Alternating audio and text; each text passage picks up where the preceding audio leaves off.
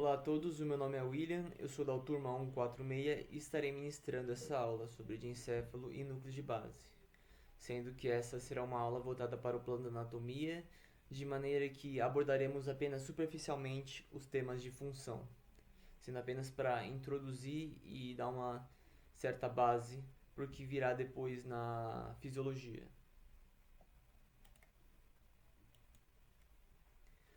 Então aqui o diencéfalo mais voltado para a anatomia. Primeiramente nós temos que começar identificando aonde fica o diencéfalo.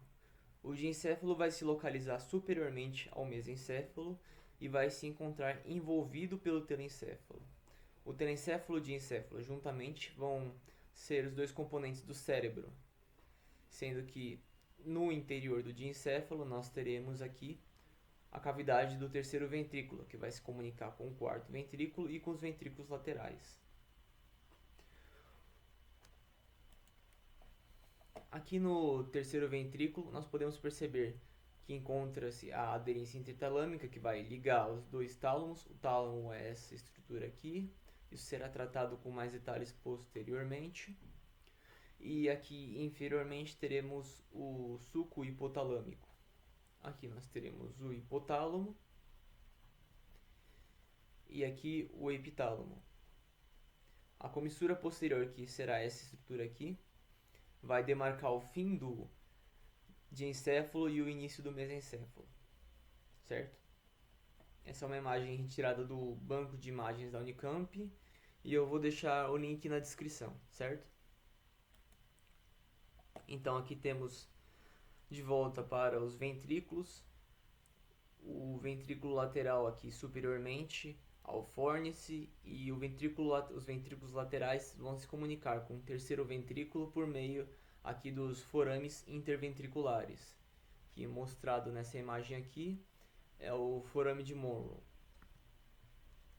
Outra curiosidade que eu acho bem interessante é que os ventrículos laterais vão fazer esse formato de C, de maneira que eles vão aparecer na imagem, tanto aqui superiormente, como aqui mais lateral e inferiormente.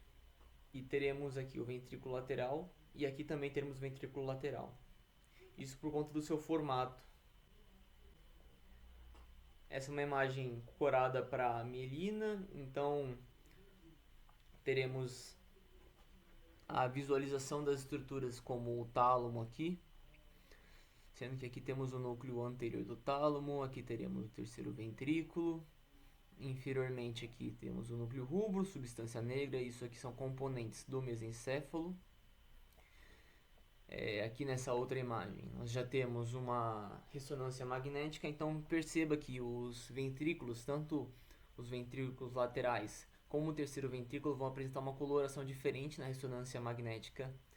Isso por conta da presença do líquido cefalorraquidiano, que apresenta uma densidade diferente em termos radiológicos do que o resto do cérebro, que é composto principalmente por substância branca ou substância cinzenta. Aliás, o próprio diencéfalo é caracterizado como uma massa cinzenta no interior da substância branca, assim como os núcleos de base que vão ser citados posteriormente. Chegamos aqui no hipotálamo. O hipotálamo vai ser responsável pela regulação do sono e da vigília, do controle da temperatura e da fome e da sede.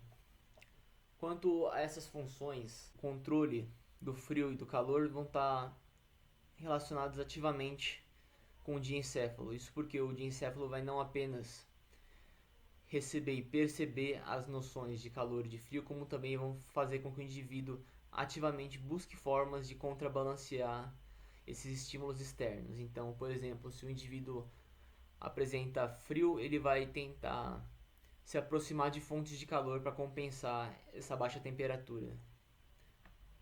Quanto à questão do metabolismo, o metabolismo vai estar mais relacionado com a presença da glândula hipófise, que vai se encontrar ligada ao hipotálamo mais inferiormente. O sono e a vigília vão estar relacionados com outra estrutura, que é os corpos mamilares, que vão se localizar mais posteriormente no hipotálamo. E ele vai se relacionar com o núcleo anterior do tálamo, formando o trato mamilo-hipotalâmico.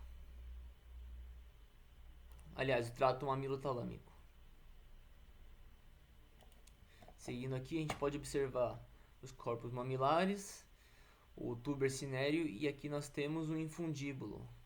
O infundíbulo vai ser a estrutura que vai ligar o hipotálamo com a hipófise. Seguindo aqui mais anteriormente, nós teremos o quiasma óptico e vão ser essas estruturas que vão permitir que nós separemos o hipotálamo em três porções, de antero para posteriormente, a porção anterior, a porção média e a porção posterior. Tanto é que essas porções podem ser chamadas respectivamente de porção supraquiasmática, porção hipofisária e a porção mamilar, certo? Teremos também no hipotálamo a presença de alguns núcleos, sendo que esses núcleos vão se distribuir de maneira que teremos 4 núcleos na porção anterior do hipotálamo, teremos 3 núcleos na porção medial do hipotálamo e 2 núcleos na porção posterior do hipotálamo. Além da classificação quanto anterior e posteriormente, nós teremos uma classificação de médio para lateralmente. Aqui teremos a porção periventricular, a porção medial e a porção lateral.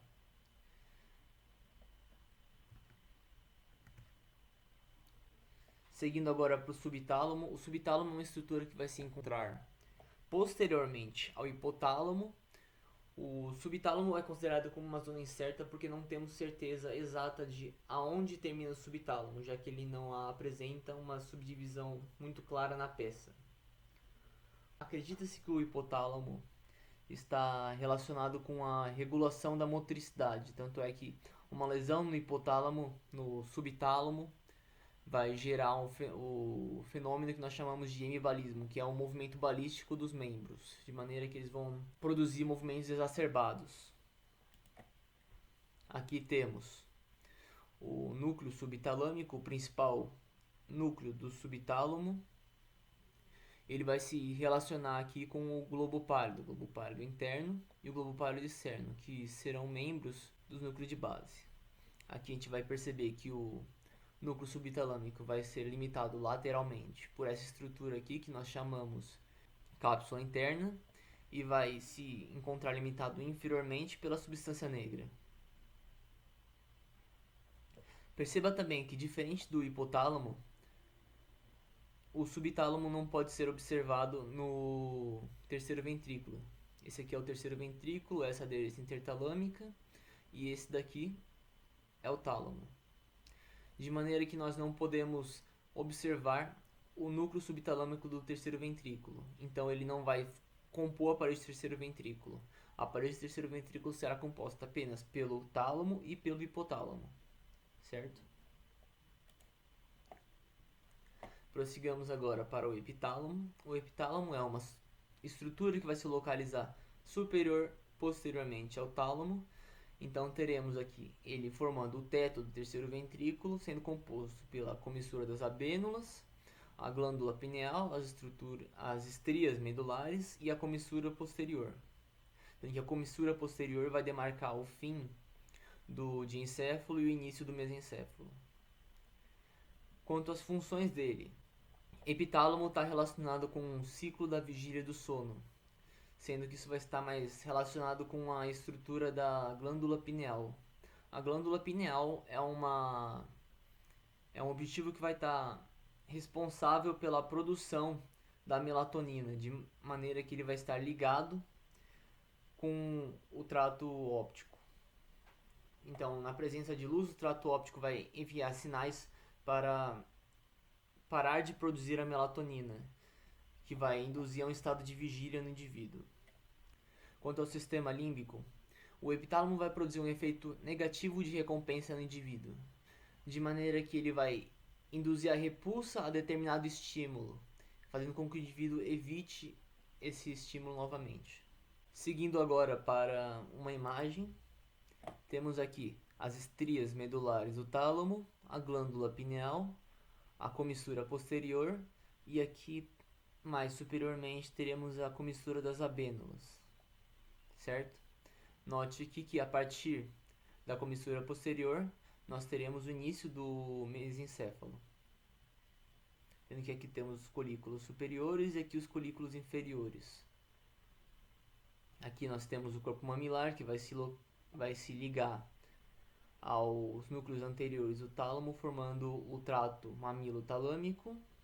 Temos aqui o sulco hipotalâmico, que vai demarcar a separação do tálamo para o hipotálamo. Perceba novamente que não podemos notar o subtálamo a partir do terceiro ventrículo. Temos aqui também o recesso infundibular, o túber cinéreo e o infundíbulo, que vai se encontrar ligado à hipófise. Aqui temos o quiasma óptico, vai relacionar o hipotálamo com o trato óptico, e aqui temos a lâmina terminal, que vai demarcar o limite anterior do diencéfalo e o início do telencéfalo, que é aqui. Chegamos finalmente ao tálamo. O tálamo será duas estruturas de formato ovoide ligadas pela aderência intertalâmica. Essas estruturas são compostas por substância cinzenta e elas vão se encontrar, assim como o subtálamo, limitado lateralmente pelas cápsulas internas. E teremos também que ele vai se encontrar superiormente ao hipotálamo. Aqui, superiormente ao hipotálamo e ao sulco hipotalâmico. Teremos aqui a aderência intertalâmica ligando os dois tálamos. Essa aqui novamente é uma imagem de um córtex sagital mediano. Percebemos aqui a presença do epitálamo superiormente ao tálamo. Temos aqui também a relação do foramen interventricular com o tálamo. Perceba que temos aqui inferiormente o corpo mamilar e ele vai se ligar aqui com a porção anterior do tálamo. Aqui temos uma imagem retirada do livro Neuroanatomia, texto e ata do João Martin, mais especificamente a quarta edição. Novamente temos aqui os dois centros cinzentos do tálamo, ligados pela aderência intertalâmica. E percebam que o tálamo vai ser cruzado, por isso que chamamos de lâmina medular interna. É interessante que a lâmina medular interna é notável na peça, e a gente vai observar mais posteriormente numa imagem. Quanto às divisões do tálamo, podemos dividir o tálamo quanto à função ou quanto à morfologia, sendo que a função será de relé ou então de projeção difusa. Isso porque a função do tálamo é basicamente a retransmissão de sinais, de maneira que ele pode transmitir para uma única região, ou ele pode transmitir para diversas regiões, dando nome de projeção difusa e de relé, certo? Aqui eu deixei uma tabela que vai indicar mais especificamente quais são as porções do tálamo que vão apresentar a função de relé e de projeção difusa, mas isso não é importante agora na questão da anatomia. Isso seria mais importante para a fisiologia. Aqui teremos a divisão do tálamo novamente pela lâmina medular interna, que vai formar esse formato de Y, dividindo em porção medial, anterior e lateral, sendo que aqui temos também a porção posterior, que vai ser denominada pulvinar e corpo geniculado lateral e corpo geniculado lateral medial, e aqui a porção lateral. Também teremos a porção reticular, que não dá para observar nessa imagem, e essa divisão também está relacionada com as funções do tálamo, mais quanto à retransmissão de sinal. A porção anterior está mais relacionada com o sistema límbico, apresentando, como já citado anteriormente, uma ligação com os núcleos mamilares do hipotálamo. Aqui a porção medial está relacionada com a ativação do córtex. Aqui o geniculado lateral vai estar relacionado com o sistema óptico, mais relacionado com a visão. Ele vai apresentar ligações com o colículo superior. O corpo geniculado medial vai apresentar ligações com o colículo inferior. Então ele vai estar mais relacionado com a audição. Chegamos agora aos núcleos de base. Uma grande dificuldade que eu tive nos núcleos de base na hora de aprender é que os núcleos de base são estruturas que encontram-se distribuídas tanto pelo telencéfalo como pelo mesencéfalo como pelo diencéfalo. Então, aqui teremos o núcleo accumbens, o núcleo putamen, o núcleo caudado. O núcleo caudado vai ser dividido em cabeça, corpo e cauda. Sendo que aqui temos a porção do corpo, a porção da cauda e a porção da cabeça, que vai se encontrar mais proximamente do núcleo accumbens. Temos também o núcleo amidaloide, que ele vai ser parte do sistema límbico. Temos aqui uma imagem dessa vez de um corte coronal do cérebro. Então perceba que aqui temos o putamen e aqui teremos o núcleo caudado. Medialmente o putamen não dava para ver nessa outra imagem aqui, mas teremos o globo pálido interno e o globo pálido externo, que juntos vão formar a estrutura do globo pálido. O globo pálido interno com o globo pálido externo e o putamen vão formar uma estrutura que chamamos de núcleo lentiforme. Aqui, mais medialmente, o globo interno, temos o núcleo subtalâmico, componente do diencéfalo, e aqui, inferiormente, o núcleo subtalâmico, já mostrado anteriormente na peça, teremos a substância negra, componente do mesencéfalo. Também teremos aqui o corpo estriado, a cápsula medular, a cápsula interna, a cápsula externa e a cápsula extrema,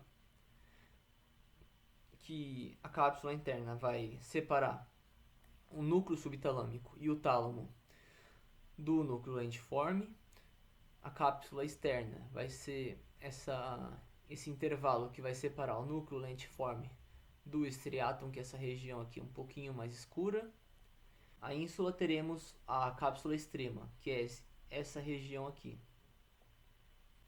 A função do striatum não é muito bem definida ainda, apesar disso tudo. É importante ressaltar também que, apesar de termos noção da função dos núcleos de base no controle da motricidade, então os núcleos de base vão atuar na regulação da motricidade, o striatum não apresenta bem uma função bem definida ainda. Aqui temos uma imagem, dessa vez num plano transversal do cérebro.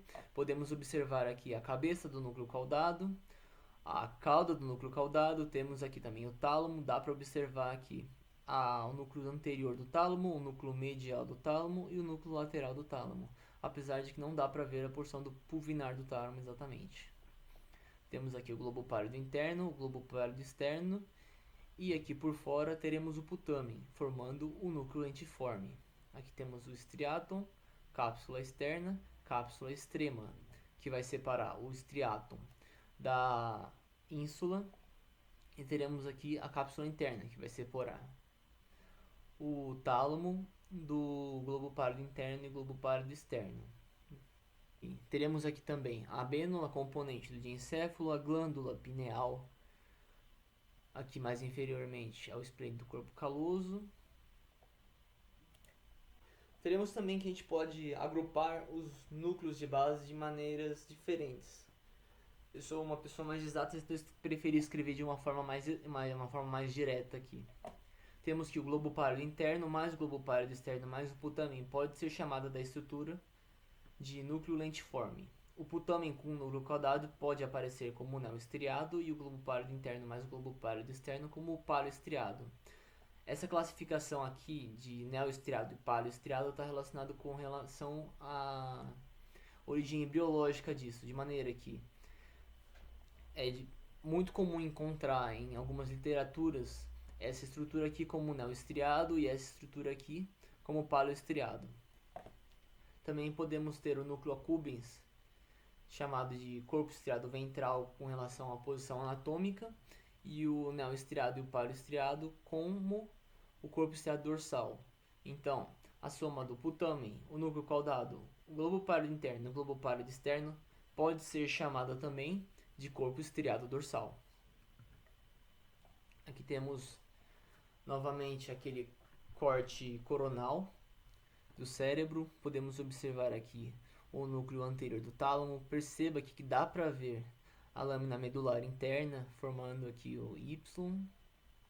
Temos aqui os núcleos mediais e os núcleos laterais. Aqui dá para ver a lâmina reticular, o núcleo reticular, perdão, e aqui inferiormente teremos o núcleo subtalâmico. Aqui teremos a substância negra, aqui seria o núcleo rubro, aqui temos o globo pálido interno, o globo pálido externo e o putame aqui. Teremos aqui a presença da cápsula interna, aqui o núcleo amidaloide, e aqui teremos o corpo caudado. Perceba aqui que essa estrutura aqui vai ser o fórnice. Não tomar cuidado para não confundir o fórnice com o núcleo caudado, certo? Imagem aqui de um corte sagital mediano. Percebam aqui a presença da glândula pineal, os colículos superiores, colículo inferior. Teremos aqui o sulco hipotalâmico, o tálamo. Aqui teremos os corpos mamilares presentes, componentes de encéfalo. Temos aqui o que eu acredito que seja a ácido infundíbulo. Temos aqui o quiasma óptico com o trato óptico. Teremos aqui também, mais superiormente, a comissura anterior. Então perceba que a comissura anterior e a comissura posterior são possíveis de observar em peça. Assim como o núcleo anterior, teremos aqui as estrias medulares do tálamo, componentes do epitálamo. Essa aqui é a parte mais importante da aula. Você não precisa aprender as funções do tálamo nem dos núcleos de base agora, mas eu preciso que você seja capaz de identificar os objetivos na peça, certo? Então teremos aqui um corte coronal do tálamo. Como eu faço para identificar quais são as estruturas? Por exemplo, como eu faço para saber se isso aqui vai ser um tálamo ou se isso aqui vai ser núcleo caudado? Ou se isso aqui é o tálamo ou se isso aqui vai ser o núcleo lentiforme? O ponto-chave para a identificação dessas estruturas é justamente o plano de corte. Percebam aqui que nós teremos essa estrutura aqui. Essa estrutura, como vocês observaram na imagem anterior, é a comissura anterior. Percebam que, na presença da comissura anterior, não temos o tálamo. O tálamo se encontra muito posteriormente em relação à comissura anterior. Então, a presença da comissura anterior aqui evidencia que isso aqui não pode ser o tálamo e nem isso daqui não pode ser o tálamo, porque o tálamo ainda não aparece na imagem. Não é possível ver ainda na peça. Então, isso daqui tem que ser o núcleo lentiforme com o globo pálido interno aqui, o globo pálido externo aqui e o putamen aqui. Sendo que isso aqui vai ser o estriado, esse daqui é a ínsula, esse daqui é a cápsula externa. Teremos aqui bem discretamente a cápsula extrema e aqui passando teremos a cápsula interna.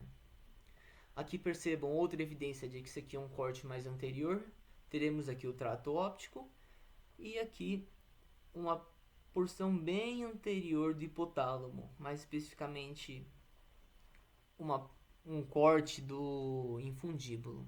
Outra coisa que temos de evidência é que o núcleo caudado ele se estende por quase todo o telencéfalo, enquanto que o tálamo vai se apresentar apenas em uma pequena porção do diencéfalo. Então ele vai se estender por um comprimento muito pequeno. Então teremos que o núcleo caudado vai se estender daqui até aqui, mais ou menos, assim. Enquanto que o tálamo vai ser presente apenas aqui. E o núcleo lentiforme vai se localizar assim. Enquanto que o tálamo vai se localizar apenas nessa pequena região, como a gente pode observar nessa outra imagem aqui. Então teríamos o núcleo lentiforme aqui e o tálamo. Enquanto que o núcleo caudado vai ocupar daqui até aqui. Aqui, ó. Ele vai fazer uma curva aqui. Certo? Então, antes de pensar que uma estrutura é o tálamo, cogite se a estrutura não será o núcleo lentiforme ou então o núcleo caudado, certo? Porque o núcleo caudado vai se estender por quase todo o trajeto do tálamo. Aqui a gente pode observar que o núcleo caudado está aqui em cima, superiormente, E aqui teremos o núcleo lentiforme. Se o núcleo lentiforme e o núcleo caudado estão aqui, então esse aqui só pode ser o tálamo. Tanto é que essa estrutura aqui será a aderense intertalâmica, que vai conectar as duas massas ovoides do tálamo. Aqui teremos o terceiro ventrículo. Esse daqui será o forame de Monroe, ligando o terceiro ventrículo aqui aos ventrículos laterais. Esse daqui será o fórnice, o corpo caloso. Teremos aqui, se você consegue perceber, o núcleo anterior aqui, o núcleo medial aqui e os núcleos laterais aqui. Essa daqui será novamente o núcleo subtalâmico, a substância negra. Percebam aqui que teremos a cápsula interna limitando lateralmente o tálamo. O hipotálamo não aparece nessa imagem. E o subtálamo, certo? Teremos aqui também o globo pálido interno sendo limitado medialmente pela cápsula interna e lateralmente pelo globo pálido externo, enquanto que o globo pálido externo vai ser limitado medialmente pelo globo pálido interno e lateralmente pelo putamen. A combinação dessas três estruturas vai formar o núcleo lentiforme. Aqui inferiormente teremos o núcleo amidaloide, essa estrutura aqui. E seguindo, temos aqui outro corte coronal. Percebam que o foco aqui é justamente vocês conseguirem entender quais são as estruturas e como identificar elas.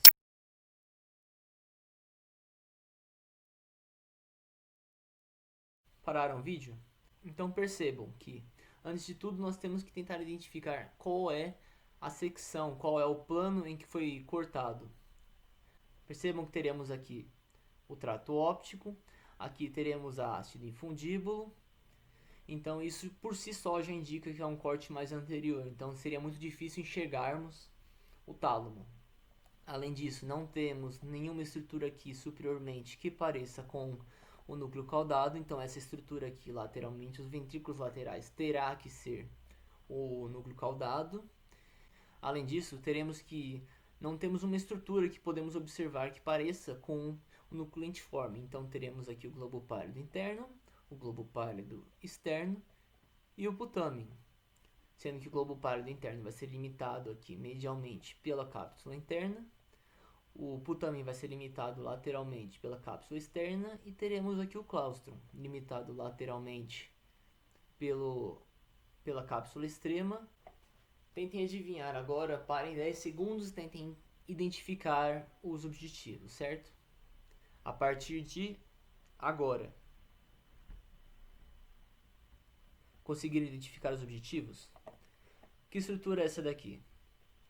Perceba que essa daqui será a glândula pineal. Então, obviamente, esse daqui, como já observado antes, a glândula pineal aqui, se tratará de um corte mais posterior do cérebro.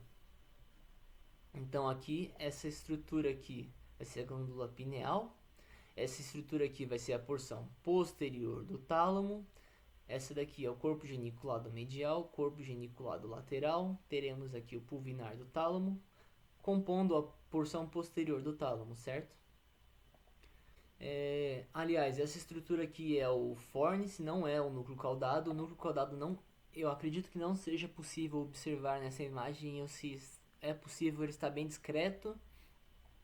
E é isso, pessoal. Espero que vocês tenham gostado da aula. Não se esqueçam que o objetivo dessa aula é basicamente fazer com que vocês consigam observar os objetivos e identificá-los em peça. Não é necessário, por enquanto, decorar todos os núcleos ou decorar todas as funções de cada núcleo, certo?